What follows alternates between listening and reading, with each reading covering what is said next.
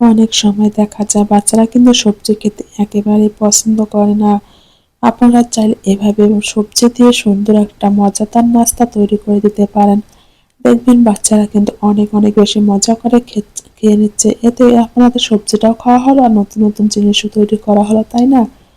Hello viewers, আসসালামু আলাইকুম। হুমায়ুন স্মৃতি ব্লগ থেকে আমি স্মৃতি বলছি। আজকে আমি সবজি দিয়ে একটা বড়া তৈরি করব। সেজন্য আমি এখানে কিছুটা পরিমাণে কলমি শাক নিয়েছি এবং কিছুটা পরিমাণে মসুর ডাল নিয়েছি। মসুর ডালটা কিন্তু আমি আগে ভিজিয়ে রেখেছিলাম, তাতে সুন্দরভাবে একটু নরম হয়ে গেছে।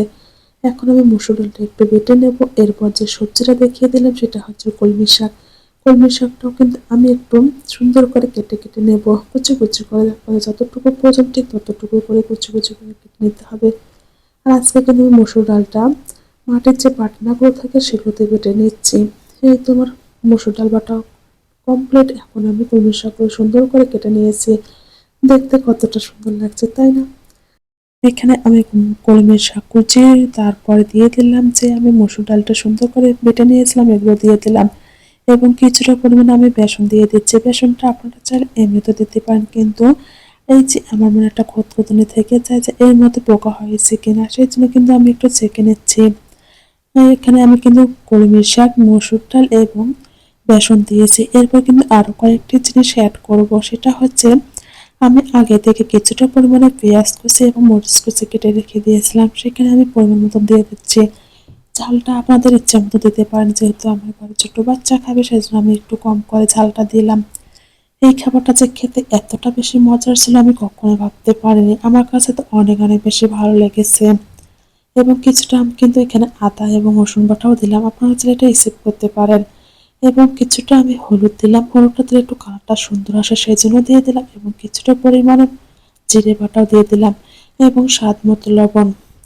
এরপর দেওয়ার পর কিন্তু আমি হাত দিয়ে সুন্দর করে মেখে নিয়েছিলাম। এই রেসিপিটা তৈরি করতে কিন্তু খুব একটা বেশি সময় লাগে না, খুব কম সময়ের মধ্যে কিন্তু আমি তৈরি করে নিয়েছিলাম। সবকিছু উপকরণ একসঙ্গে দিয়ে কিন্তু এটা আমি হাত দিয়ে সুন্দর করে মেখে নিয়েছি এবং ফ্রাই প্যানে আমি কিছুটা তেল বসিয়ে দিয়েছি। তেলটা কিন্তু অলরেডি গরম হয়ে গেছে। এখন আমি হাত দিয়ে সুন্দর করে একটা শেপ তৈরি করছি, যেমন আমরা পেঁয়াজি বড়া বানাই ঠিক সেই রকম একটা শেপ তৈরি করে তেলের মধ্যে দিয়ে দিচ্ছি।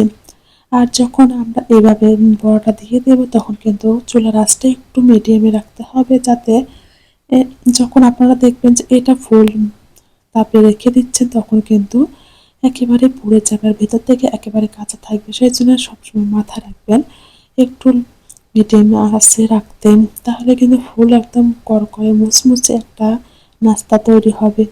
দেখে কিন্তু অনেকটা লোভনীয় লাগছে না? সত্যি বলছি, খেতে কিন্তু একেবারে দারুণ ছিল। মোরসালাম তো কখনো সবজি খেতে চায় না। ও যখন এটা তৈরি করছিলাম তখনও বলছিল, আম্মু আমি এটা খাবো না, খাবো না। কিন্তু আমি একটা জোর করে ওকে খাইয়ে দিয়েছিলাম। এরপর ও তো অনেক বেশি মজা করে অনেকগুলো খেয়ে নিয়েছে। বলল, আম্মু এটা যে এতটা টেস্টি হবে আমি কখনোই ভাবতে পারিনি।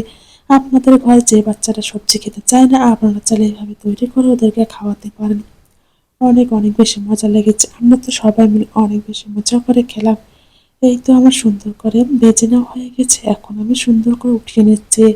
এখন পর্যন্ত যারা আমার ভিডিওর সঙ্গে আছেন কিন্তু একটা লাইক করেননি, প্লিজ একটা লাইক করে দিবেন। এই তো আমার সুন্দর সেই মজাদার নাস্তা রেডি হয়ে গেছে। এখন আমরা সবাই মিলে খাচ্ছি। সন্ধ্যার নাস্তা হিসেবে কিংবা দুপুরের নাস্তা হিসেবে কিন্তু আপনারা এটা তৈরি করতে পারেন।